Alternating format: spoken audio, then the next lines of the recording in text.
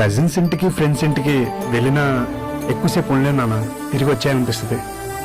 కానీ ఒక్క అమ్మమ్మ ఇంటికి మాత్రం వెళ్తే తిరిగి రావాలనిపించదు. ఇంతకాలం పట్టిందా మీ ఇంటి నుంచి అమ్మమ్మ ఇంటికి రావటానికి?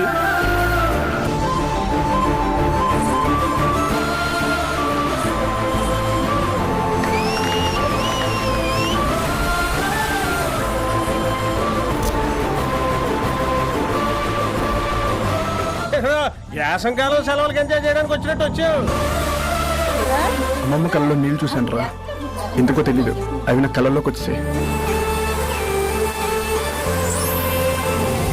వాడేం చేస్తాడు?